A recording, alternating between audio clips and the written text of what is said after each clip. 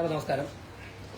മാധ്യമപ്രവർത്തകരെ ഇന്ന് വിളിച്ചത് കഴിഞ്ഞ കുറച്ച് ദിവസമായി സജീവമായി കേരളത്തിൽ ചർച്ച നടക്കുന്ന തിരുവനന്തപുരം കോർപ്പറേഷനും KSRTCയും സ്മാർട്ട് സിറ്റിയും ചേർന്നൊരു ത്രികക്ഷി കരാറിൻ്റെ അടിസ്ഥാനത്തിൽ തിരുവനന്തപുരത്ത് സ്മാർട്ട് സിറ്റി ഫണ്ട് ഉപയോഗിച്ച് തിരുവനന്തപുരം കോർപ്പറേഷനിൽ വാങ്ങിയ ഇലക്ട്രിക് ബസ്സുകളുമായി ബന്ധപ്പെട്ട ചില കാര്യങ്ങൾ വ്യക്തത വരുത്താൻ വേണ്ടി ഇന്ന് ബഹുമാനപ്പെട്ട ഗതാഗത മന്ത്രി മാധ്യമങ്ങളെ കണ്ടിരുന്നു. അപ്പോൾ ഈ വിഷയം ശ്രദ്ധയിൽപ്പെടുത്തിയപ്പോൾ സമൂഹത്തിൻ്റെ ശ്രദ്ധയിൽപ്പെടുത്തിയപ്പോഴേക്കും കോർപ്പറേഷൻ്റെ ഭാഗത്തു നിന്ന് ഞങ്ങൾ പോയിന്റ് ഔട്ട് ചെയ്ത ചില കാര്യങ്ങളുണ്ട്. NDAയുടെ നേതൃത്വത്തിലുള്ള ഭരണസമിതി അധികാരത്തിൽ വന്നതിന് ശേഷം പ്രതിപക്ഷത്ത് ഞങ്ങൾ പ്രവർത്തിച്ചിരുന്നപ്പോഴേക്കും ഉന്നയിച്ചിരുന്ന വിഷയങ്ങൾ, തെരഞ്ഞെടുപ്പ് പ്രചരണ സമയത്ത് ഞങ്ങൾ പറഞ്ഞിരുന്ന വിഷയങ്ങൾ, അതിലൊക്കെ തന്നെ ചില ഇടപെടലുകളും ചില പരിശോധനകളും ഞങ്ങൾ നടത്തിയിട്ടുണ്ട്. അതിലെ വസ്തുതകൾ തിരിച്ചറിയുവാൻ രേഖകൾ പരിശോധിച്ചുള്ള ചില ശ്രമങ്ങൾ നടത്തുകയാണ്. അതിന്റെ ആരംഭഘട്ടത്തിൽ തന്നെ ഞങ്ങൾ പ്രധാനമായി ഉന്നയിച്ചിരുന്ന മാധ്യമങ്ങൾക്ക് ഇപ്പോൾ പല ചാനലുകളും കൊടുത്ത വാർത്തകളുടെ അടിസ്ഥാനത്തിൽ ഞങ്ങൾ നടത്തിയ പഠനത്തിലൂടെ ഉന്നയിച്ചിരുന്ന ഇലക്ട്രിക് ബസ്സുകളുടെ ദുരുപയോഗം, അതിനെക്കുറിച്ച് പെട്ടെന്ന് തന്നെ ചില രേഖകൾ, അതായത് 2023 ഫെബ്രുവരി 27 KSRTCയും സ്മാർട്ട് സിറ്റിയും തിരുവനന്തപുരം കോർപ്പറേഷനും കൂടെ ചേർന്നുകൊണ്ട് സ്മാർട്ട് സിറ്റി ഒന്നാം കക്ഷിയായും കോർപ്പറേഷൻ രണ്ടാം കക്ഷിയായും KSRTC മൂന്നാം കക്ഷിയായും പിടിപ്പിച്ചൊരു കരാറാണ്. മൂന്ന് പേരുടെയും പ്രതിനിധികൾ ഉൾപ്പെട്ടിട്ടുണ്ട്. ആ കരാറിന് പ്രകാരം പറഞ്ഞിരിക്കുന്ന കാര്യങ്ങൾ ഇംപ്ലിമെന്റ് ചെയ്യണം എന്നുള്ളതാണ് ഞങ്ങളുടെ ആവശ്യം. അതായത് LDF സർക്കാരും LDF നേതൃത്വം കൊടുക്കുന്ന ഒരു കോർപ്പറേഷൻ ഭരണസമിതിയും തമ്മിൽ ഏർപ്പെട്ടിരിക്കുന്ന കരാർ അതുപോലെ തന്നെ നടപ്പിലാക്കണം. ഇത്ര മാത്രമേ ഞങ്ങളുടെ ആവശ്യം. ഞങ്ങൾ ആ കരാർ പരിശോധിച്ചിരുന്ന കരാറിൽ പറയുന്ന പ്രധാനപ്പെട്ട ചില കാര്യങ്ങൾ ലംഘിച്ചിരിക്കുന്നു എന്നാണ് മനസ്സിലാക്കുന്നത്. ഈ കരാർ പറഞ്ഞ പ്രകാരം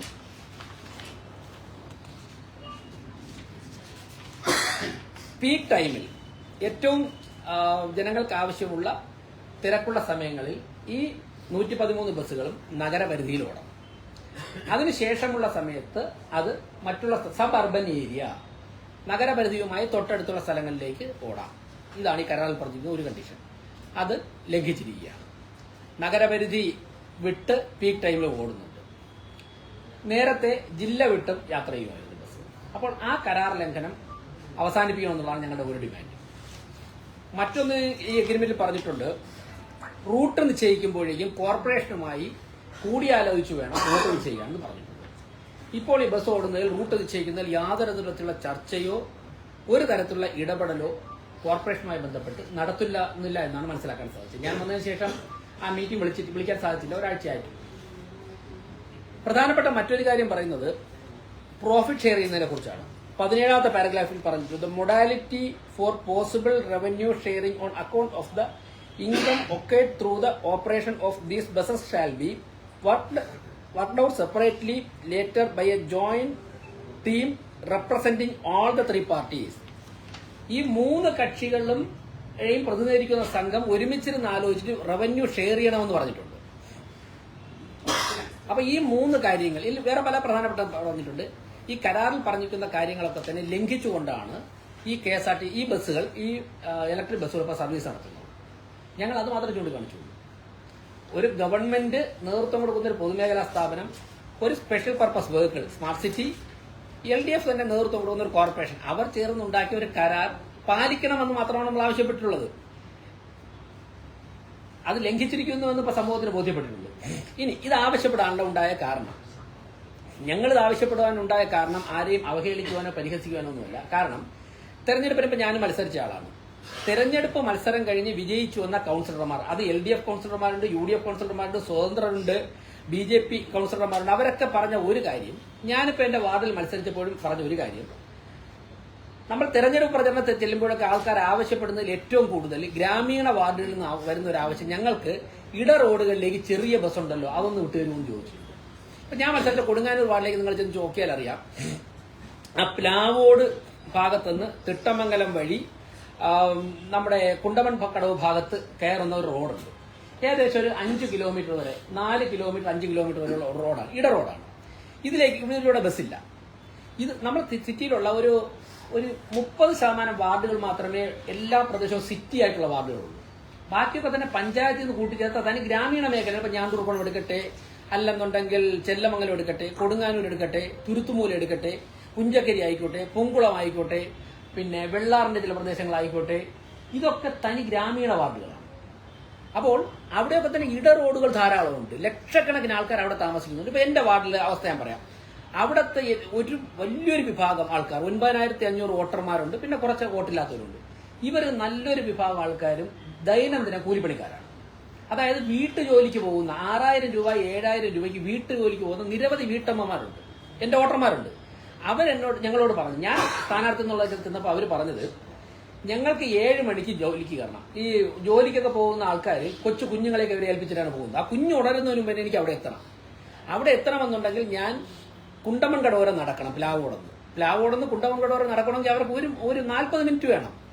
അപ്പൊ ഞാൻ ഓട്ടോ പിടിച്ചുകൊണ്ടെങ്കിൽ 150 രൂപ ആവും, രാവിലെ വൈകും. അപ്പൊ ഒരു മാസം 8,000 ശമ്പളം കിട്ടുന്ന ഒരു അമ്മ എങ്ങനെയാണ് 4000 ഓട്ടോറിക്ഷയ്ക്ക് കൊടുക്കുന്നത്? അവർക്ക് സാധിക്കില്ലല്ലോ. അപ്പൊ അവർ പറയുന്നത്, ഞാൻ 40 മിനിറ്റ് അങ്ങോട്ട് നടക്കണം, 40 മിനിറ്റ് വൈകുന്നേരം കൂടെ.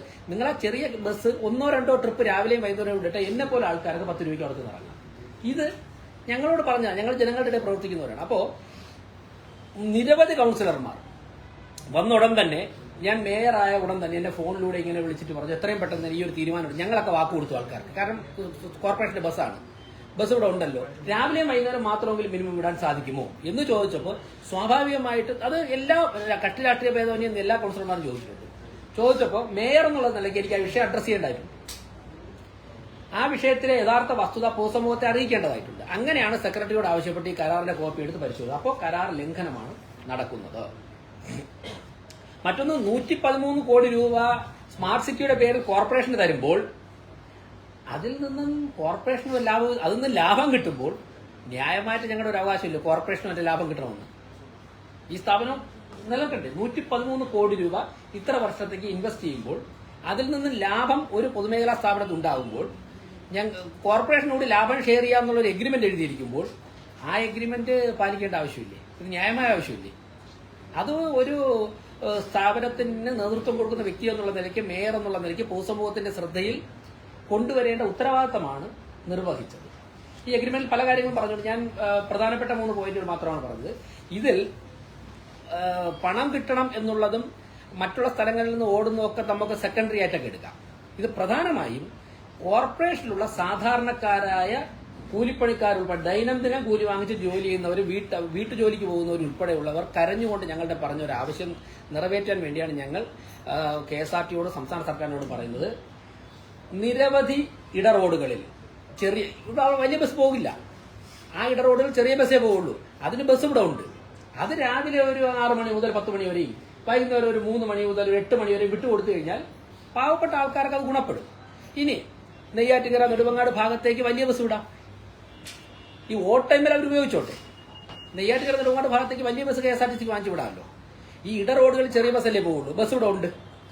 ഇതാണ് ഈ വിഷയം ശ്രദ്ധയിൽപ്പെടുത്തുവാനുണ്ടായ പ്രധാനപ്പെട്ട കാരണം.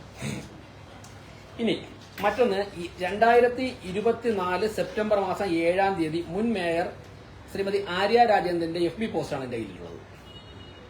അതിൽ പറയുന്നത്, ഞാൻ തിരുവനന്തപുരം നഗരസഭയുടെ പ്രഖ്യാപിത നയമാണ് കാർബൺ ന്യൂട്രൽ അനന്തപുരി എന്നത്. ഞങ്ങൾ ആദ്യം പറഞ്ഞ പോയിന്റ്, നഗരത്തിലെ ജനങ്ങൾക്ക് ഏറ്റവും സുഗമവും കുറഞ്ഞ നിരക്കിലും ഗതാഗത സൗകര്യം ഉറപ്പാക്കുന്നതിന്റെ ഭാഗമായിട്ടാണ് തിരുവനന്തപുരം നഗരസഭ സ്മാർട്ട് സിറ്റി പദ്ധതി ഉൾപ്പെടുത്തി 115 വൈദ്യുതി ബസ്സുകൾ KSRT സ്വിഫ്റ്റിന് വാങ്ങി നൽകിയത്. നഗരസഭ സ്വിഫ്റ്റിന് വാങ്ങി നൽകിയതെന്നാണ് LDF മേയർ പറഞ്ഞിരിക്കുന്നത്. അതിന്റെ ഭാഗമായി രൂപം കൊടുത്ത ഒരു ത്രികക്ഷി കരാർ വ്യവസ്ഥ പ്രകാരമാണ്, ഇതാണ് ത്രികക്ഷി കരാർ, ഈ വൈദ്യുതി ബസ്സുകൾ സർവീസ് നടത്തേണ്ടത്. എന്നാൽ KSRTC ഈ കരാറിലെ വ്യവസ്ഥകൾ ലംഘിച്ചതായാണ് പരിശോധനയിൽ കാണുന്നത്. നഗരപരിധി വിട്ടുള്ള സർവീസുകൾക്ക് നഗരസഭ വാങ്ങി നൽകിയ വൈദ്യുതി ബസ് ഉപയോഗിച്ചു എന്നതാണ് പ്രധാനമായും കാണുന്ന കരാർ ലംഘനം. നഗരസഭയുടെ പരിധിയും കഴിഞ്ഞ് സമീപ ജില്ലയിലേക്ക് വരെ നഗരസഭ വാങ്ങി നൽകിയ വൈദ്യുതി ബസ്സുകൾ യാത്ര ചെയ്യുന്നുണ്ട്. ഇതുമായി ബന്ധപ്പെട്ട മുഴുവൻ കാര്യങ്ങളും വിശദമായി പരിശോധിച്ച് ആവശ്യമായ ഇടപെടലുകൾ നടത്തുന്നതിലേക്ക് ബഹുമാനപ്പെട്ട തദ്ദേശ സ്വയംഭരണ വകുപ്പ് മന്ത്രിക്ക് നഗരസഭ പരാതി നൽകിയിട്ടുണ്ട്. സർക്കാർ തീരുമാനം വന്നതിന് ശേഷം തുടർ നടപടിയിൽ ഭരണസമിതി ആലോചിച്ച് തീരുമാനിക്കും. നഗരത്തിലെ അന്തരീക്ഷ മലിനീകരണത്തിന്റെ തോത് കുറയ്ക്കാനും നഗരവാസികൾക്ക് കുറഞ്ഞ നിരക്കിൽ ഫലപ്രദമായ പൊതുഗതാഗത സൗകര്യം ഒരുക്കുന്നതിന് ലക്ഷ്യമിട്ടുള്ള വൈദ്യുതി ബസ്സുകളുടെ സേവനം ആ ആവശ്യത്തിന് തന്നെ ഉപയുക്തമാകുന്നതിന് നഗരസഭ ഉറപ്പുവരുത്തും എന്ന് തുടങ്ങിയിട്ടാണ് ആര്യ രാജേന്ദ്രന്റെ 2024 സെപ്റ്റംബർ 7 ഫേസ്ബുക്ക് പോസ്റ്റ്. അപ്പോ LDF-ന്റെ മേയർ തന്നെയാണ് ഇക്കാര്യങ്ങൾ അന്ന് തന്നെ ഉന്നയിച്ചുകൊണ്ടത്. അത് മാത്രമേ പറഞ്ഞുള്ളൂ. പക്ഷേ ഞങ്ങൾ വന്നപ്പോഴേക്കും ഈ കരാർ പാലിക്കും. ഞാനിപ്പോഴും ബഹുമാനപ്പെട്ട മന്ത്രിയോട് പറയുന്നത് ഈ കരാർ പാലിക്കണം. LDF ഗവൺമെന്റിനോട് പറയുന്നത് LDF ഗവൺമെന്റ് ഒപ്പിട്ട കരാറാണ്. LDF-ന്റെ നഗരസഭ ഭരിച്ചിരുന്നപ്പോഴാണ് കരാർ ഒപ്പിട്ടത്. അത് പാലിക്കണം. ജനങ്ങളുടെ ഭാഗത്തു നിന്നുള്ള ആവശ്യമാണ്. മറ്റൊന്ന് ബഹുമാനപ്പെട്ട മന്ത്രി പറഞ്ഞു, ഒരു കത്ത് കൊടുത്താൽ 113 ബസ്സും 1 മണിക്കൂറിനുള്ളിലോ 24 മണിക്കൂറിനുള്ളിലോ തിരിച്ചാൽ. ഞങ്ങൾക്ക് ആ പ്ലാൻ ഇല്ല. കാരണം ഈ ഇലക്ട്രിക് ബസ്സുകളെ കുറിച്ച് അന്വേഷിച്ചാൽ നിങ്ങൾക്കറിയാം, അതിൽ ഏറ്റവും പ്രധാനപ്പെട്ട ഘടകം അതിന്റെ ബാറ്ററിയാണ്. ഒരു നിശ്ചിത സമയം കഴിഞ്ഞാൽ അതിന്റെ ബാറ്ററി മാറ്റണം. ഇപ്പൊ എല്ലാ ബസ്സും ബാറ്ററി മാറ്റേണ്ട സമയമായിട്ടുണ്ട്. ബസ് വാങ്ങുന്നതിന്റെ 70% പൈസയും ബാറ്ററിക്കാണ് ആവുന്നത്. ആ ബസ്സിന്റെ നല്ല കാലം മുഴുവൻ ഏകദേശം ഓടിക്കഴിഞ്ഞു. ഇനി ആ 113 ബസ് തിരിച്ചെടുക്കാനായിട്ട് ഞങ്ങൾക്ക് ബസ് തിരിച്ചെടുക്കണമെന്നോ ബസ് ഓടരുതെന്നോ മറ്റുള്ള സ്ഥലങ്ങളിലെ ആൾക്കാർക്ക് യാത്ര ചെയ്യേണ്ടെന്നുള്ള പോയിന്റ് ഒന്നുമില്ല. അങ്ങയുടെ ഗവൺമെന്റ് ഗതാഗത മന്ത്രി, അങ്ങയുടെ മുന്നണിയുടെ മേയർ നേതൃത്വം നഗരസഭയുമായിട്ട് ഒപ്പിട്ട കരാർ നടപ്പിലാക്കണം എന്ന് മാത്രം. ഇല്ലെങ്കിൽ വിശ്വാസ്യത പോകില്ലേ? 2 ജനാധിപത്യ സ്ഥാപനങ്ങളും പൊതുമേഖലാ സ്ഥാപനങ്ങളും ഒക്കെ തന്നെ ഒരു 100 പത്രത്തിലാണ് ഒപ്പിട്ടിരുന്ന കരാർ നടപ്പാക്കാതിരിക്കുമ്പോൾ ജനങ്ങൾക്ക് ഭരണകൂടങ്ങളിലുള്ള വിശ്വാസം നഷ്ടപ്പെടും.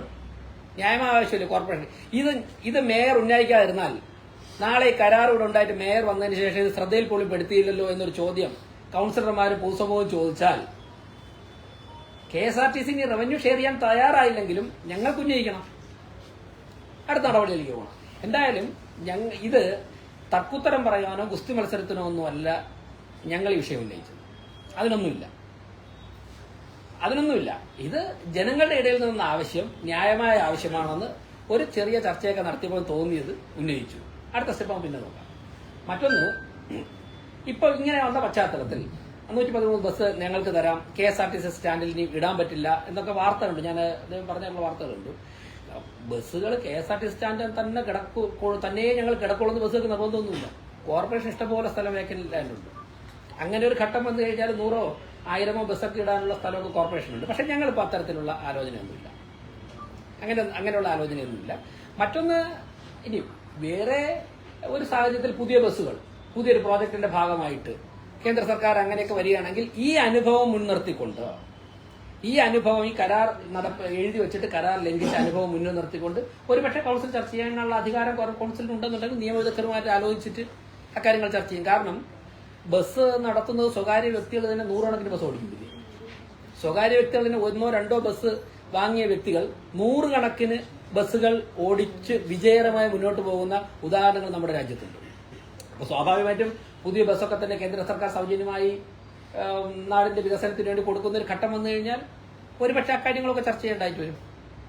അപ്പൊ ഇത്രയും കാര്യമാണ് എനിക്ക് പറയാനുള്ളത്. മറ്റൊന്നൊരു ചാനൽ വാർത്തയായിട്ട് കണ്ടത് നെയ്യാറ്റിൻകരയും നെടുമങ്ങാടും ഒക്കെ ഉള്ള ആൾക്കാരൊക്കെ വരണ്ടേ. അങ്ങനെ നമ്മൾ പറഞ്ഞില്ല. തിരുവനന്തപുരത്ത് ഞാൻ നെടുമങ്ങാടുള്ള ആളാണ്. ഞാൻ KSRTC ബസ്സിൽ യാത്ര ചെയ്ത് പഠിക്കാൻ പോവുകയും ജോലിക്ക് പോവുകയും കോടതിയിലൊക്കെ പോയിട്ടുള്ള ആളാണ്. നെയ്യാറ്റിൻകരയും നെടുമങ്ങാടും ഒക്കെ ഉള്ള ആൾക്കാർക്ക് പോകണം. അത് ഇതിനേക്കാൾ നല്ലത് കുറച്ചുകൂടെ വലിയ ബസ് ഓടുന്നതായിരിക്കും, ഈ ചെറിയ ബസ്സിനേക്കാൾ കൂടുതൽ. അപ്പൊ അദ്ദേഹം പറഞ്ഞു 150 ബസ്, ഈ 113 എടുത്താൽ വെല്ലുവിളിക്കാനല്ല ജനങ്ങൾ. അദ്ദേഹം എന്നെക്കാൾ കൂടുതൽ തെരഞ്ഞെടുപ്പിന് ജയിച്ചിട്ടുള്ള, ഞാൻ ആദ്യമായിട്ടാണ് 2ാമതായിട്ടാണ് തെരഞ്ഞെടുപ്പ് ജയിക്കുന്നത്. അത് ഒരു വാർഡിൽ നിന്നാണ് ജയിച്ചത്. അദ്ദേഹം എന്നെക്കാൾ വളരെ മുമ്പ് എന്നെ ചെറുപ്രായത്തിൽ തന്നെ ജയിക്കുകയും മന്ത്രിയാവുകയും ഒക്കെ ചെയ്തിട്ടുള്ള പ്രഗത്ഭരായ മുഖ്യമന്ത്രിമാരോടൊപ്പം പ്രവർത്തിച്ചിട്ടുള്ള പാരമ്പര്യമുള്ള ആളാണ്. നല്ലൊരു രാഷ്ട്രീയ പാരമ്പര്യമുള്ള കുടുംബത്തിൽ നിന്ന ആളാണ്. അപ്പൊ അദ്ദേഹത്തിന് എന്നെക്കാൾ കൂടുതൽ ജനങ്ങളുടെ വികാരം അറിയാം. അദ്ദേഹം സ്വാഭാവികമായിട്ട് ഒരു ഗ്രാമീണ മണ്ഡലത്തിൽ നിന്ന് ജയിച്ചു വന്ന ആളാണ്. അതുപോലുള്ള ജനങ്ങളുടെ വികാരം ജനപ്രതി എന്നുള്ള അല്ലെങ്കിൽ എന്റെ ഒരു കൗൺസിലറുടെ ഒരു മേയറുടെ ഉത്തരവാദിത്തമാണ് പറഞ്ഞത്. ഇനി ഇപ്പൊ പറഞ്ഞു 113 ബസ്സുകൾ തിരിച്ച് കോർപ്പറേഷൻ എടുത്താൽ 150 ബസ്സുകൾ KSRTC പിറ്റേ ദിവസം നിരത്തിലിറക്കുമെന്നുള്ള വാർത്ത ഉണ്ട്. അങ്ങനെയാണെങ്കിൽ ആ 150 ബസ്സുകൾ ഇറക്കി നെയ്യാറ്റിൻകര, നെടുമങ്ങാട്, കട്ടപ്പനയൊക്കെ വിട്ടിട്ട് ഈ 113 സിറ്റിയിൽ ഓടിച്ചു കഴിഞ്ഞാൽ പ്രശ്നം പരിഹരിക്കും. ഇവിടുത്തെ ആൾക്കാർക്ക് യാത്രയും പോകാം, പിന്നെ നമുക്ക് കോർപ്പറേഷനോട് അതിന്റെ പൈസയും കിട്ടും, നമുക്ക് എല്ലാവർക്കും ഹാപ്പി ആവും. മറ്റൊന്ന്, ഈ ബസ്സുകൾ നഷ്ടമെന്നാണ് പറയുന്നത്. അല്ല, ഈ ബസ്സുകളുടെ വരുമാനവും KSRTCയുടെ മറ്റുള്ള ബസ്സുകളുടെ വരുമാനവും ഒരുമിച്ച് കണക്കൂട്ടുമ്പോഴാണ് നഷ്ടം വരുന്നത്. ഇലക്ട്രിക് ബസ്സുകളുടെ മാത്രം വരുമാനം എടുത്തിട്ട് 2 വർഷത്തെ വരുമാനം കൂട്ടിയിട്ട് എവിടെയാണ് നഷ്ടമെന്ന് പറയട്ടെ? അവിടെ നിന്ന് വരുന്ന പണവും KSRTCയുടെ മറ്റുള്ള ഡീസൽ ബസ്സുകൾ ഓടുന്ന പണവും എല്ലാം കൂടി ഒരുമിച്ച് അക്കൗണ്ടിലാക്കിയിട്ട് കണക്ക് നോക്കുകയാണെങ്കിൽ ചിലപ്പോൾ നഷ്ടമായിരിക്കും. ആ നഷ്ടത്തിന് ഉത്തരവാദി ഇലക്ട്രിക് ബസ്സുകളോ കേന്ദ്ര ഗവൺമെന്റോ കോർപ്പറേഷനോ അല്ല. അതുകൊണ്ട് ഗുസ്തി മത്സരത്തിനും തർക്കുത്തരം പറയാനൊന്നും ഞങ്ങളില്ല. പിന്നെ ഇപ്പൊ ഞങ്ങളുടെ പ്രയോറിറ്റി ഇലക്ഷൻ സമയത്ത് പറഞ്ഞ കുറെ കാര്യങ്ങൾ നടപ്പിലാക്കുന്നതിലേക്കാണ്, അതിലേക്കാണ് പോകുന്നത്. എന്തായാലും ഈ കരാർ നടപ്പിലാക്കണമെന്ന് മുൻ ഭരണസമിതി ആര്യ രാജേന്ദ്രന്റെ നേതൃത്വത്തിലുള്ള ഭരണസമിതി തന്നെ സംസ്ഥാന സർക്കാരിനോട് ആവശ്യപ്പെട്ടിട്ടുണ്ട്. കൗൺസിൽ ഈ കാര്യം ചർച്ച ചെയ്യും. അടുത്ത വരാൻ പോകുന്ന ദിവസങ്ങൾ കൂടുന്ന കൗൺസിലുകളിൽ, കാരണം കൗൺസിലർമാർ സ്വാഭാവികമായിട്ട് ബസ് അവരുടെയൊക്കെ വാർഡുകളിൽ ഇടറോഡുകളിലേക്ക് കോർപ്പറേഷനും കൂടി ഇടപെട്ടിട്ടുള്ള ഒരു കരാർ ഇവിടെ ഉണ്ട്. അതിൽ ഞങ്ങൾക്ക് ഇടറോഡുകളിലേക്ക് ബസ് വിട്ടുതരാൻ വേണ്ടി മേയർ ഇടപെടണമെന്നുള്ള ആവശ്യം വരും കൗൺസിലർമാരുടെ ഭാഗത്ത്. അപ്പോൾ സ്വാഭാവികമായിട്ട് ഞങ്ങൾക്ക് അജണ്ടയിൽ ഉൾപ്പെടുത്തിയ ചർച്ച ചെയ്യേണ്ടി വരും. അങ്ങനെ ചർച്ച വരികയും കൗൺസിലർമാരുടെ ഭാഗത്ത് നിന്ന് ആവശ്യം വരികയും കൗൺസിൽ ആ ആവശ്യം പാസ്സാക്കുകയും ചെയ്താൽ ഞങ്ങൾ ഈ കരാറിന്റെ കോപ്പി ഉൾപ്പെടെ രേഖാമൂലം മുഖ്യമന്ത്രിക്കും ബന്ധപ്പെട്ടവർക്ക് ഈ കരാർ നടപ്പിലാക്കണം എന്നുള്ള കത്ത് ഞങ്ങൾ കൊടുക്കും. അത്രയാണ് ഇപ്പോൾ കോർപ്പറേഷൻ ചെയ്യാൻ സാധിക്കുന്നത്. ബാക്കി നമുക്ക് പിന്നെ സർക്കാർ പറയുന്ന മന്ത്രി പറഞ്ഞത് സ്മാർട്ട് സിറ്റി പദ്ധതി സർക്കാർ 500 കോടി അത് സർക്കാരിന്റെ പൈസയാണ്. 500 കോടിയല്ല, പിന്നെ 500 കോടിയല്ല, അത് കേന്ദ്ര സർക്കാർ കൊടുത്തിട്ട് 650 കോടി. അതെ, അതുകൂടെ ചേർത്ത് അത് സർക്കാരിന്റെ പൈസയാണ്. സർക്കാരിന്റെ പൈസ കോർപ്പറേഷൻ 435 കോടിയും സർക്കാരിന്റെ പൈസയാണ്. അപ്പൊ ഇതെല്ലാം കോർപ്പറേഷൻ അവകാശപ്പെടുന്നത് സർക്കാരിന്റെ പൈസയാണ് എന്നാണ് മന്ത്രി. ഞാൻ പറയുന്നത് മന്ത്രി കരാർ ഇങ്ങനെ ഒരു കരാർ ഉണ്ടെന്ന് മന്ത്രി സമ്മതിക്കുന്നുണ്ടോ ഇല്ലയോ?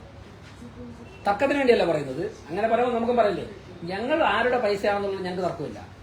എല്ലാം സർക്കാരിന്റെ പൈസയാണ്. ഞാനിപ്പോൾ ഇവിടെ ഇരിക്കുന്നത് സർക്കാരിന്റെ പൈസയാണ്, ഈ എസ് പ്രവർത്തിക്കുന്നത് സർക്കാരിന്റെ പൈസയാണ് അല്ലേ?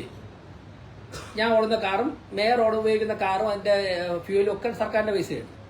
അത് ഏത് സർക്കാരിന്റെ? ഇത് കേന്ദ്ര സർക്കാരിന്റെ വിഹിതമുണ്ട്, കോർപ്പറേഷന്റെ വിഹിതമുണ്ട്, സംസ്ഥാന സർക്കാരിന്റെ വിഹിതമുണ്ട്. അല്ല, എന്നിട്ടും പറയുന്നത് ഈ സർക്കാരിന്റെ പൈസ എന്ന് പറയുമ്പോഴും സർക്കാരിന്റെ പൈസ ഒന്നും ഉണ്ടാക്കിയ ഡിപ്പോയിൽ ഇടാൻ പറ്റില്ല എന്ന് പറയും. അല്ല, ഞാനതാണ് പറഞ്ഞല്ലേ. ഇനിയിപ്പോ അതിലോട്ടൊന്ന് ഞാൻ ആ ഡിപ്പോയിൽ തന്നെ എനിക്ക് എന്റെ പോയിന്റ് തിരിച്ചാണ്. KSRTC ഈ ഇലക്ട്രിക് ബസ്സുകൾ ഒരിക്കലും പറഞ്ഞിട്ടില്ല ഞങ്ങൾ സർക്കാരിന്റെ ഡിപ്പോയിലേക്ക് കിടക്കുള്ളൂ. അതിനെവിടെ കൊണ്ടുപോക്കിയിട്ടല്ലോ കിടക്കും.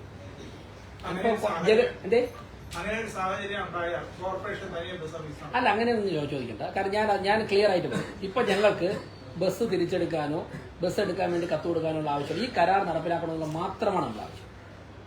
ഈ കരാർ എനിക്കത് ചോദിക്കാനുള്ളത്, ഇങ്ങനെ ഒരു കരാർ മന്ത്രി സമ്മതിക്കും, ഇങ്ങനെ ഒരു കരാർ ഉണ്ട് എന്ന് ഇതിലൊരു കോപ്പി KSRTC കാണുമല്ലോ, അവരുടെ MD ഒപ്പിട്ടല്ലേ. ഇങ്ങനെ ഒരു കരാർ ഉണ്ട് എന്ന് മന്ത്രി സമ്മതിക്കുന്നുണ്ടോ ഇല്ല അല്ലേ?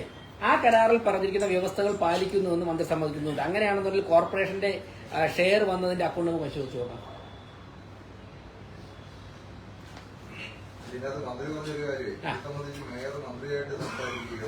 ഇല്ല,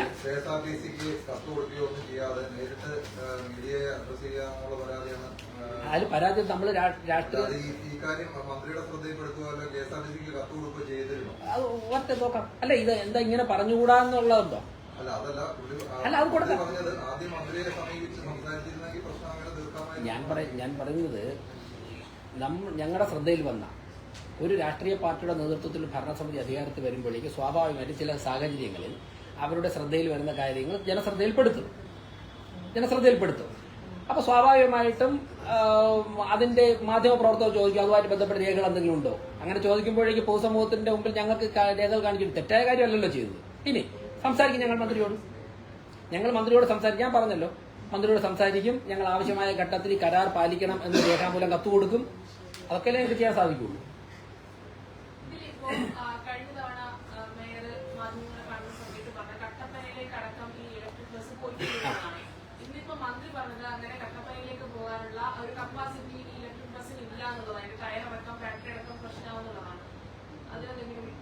അല്ല, കട്ടപ്പനയിലേക്ക് പോയിട്ടുണ്ട് എന്ന് KSRTCയുടെ ഉള്ളിൽ നിന്ന് തന്നെയാണ് പറഞ്ഞത്. വേണമെങ്കിൽ നമുക്ക് പരിശോധിക്കാം. വേണമെങ്കിൽ എന്നാണ് പോയത്, എവിടെയാണ് പോയത് എന്നൊക്കെ. അങ്ങനെ ആ കപ്പാസിറ്റി ഇല്ലാത്ത ബസ്സിനെ സിറ്റിക്കകത്ത് ഓടിച്ചാൽ പോലെ കപ്പാസിറ്റി കുറഞ്ഞത്.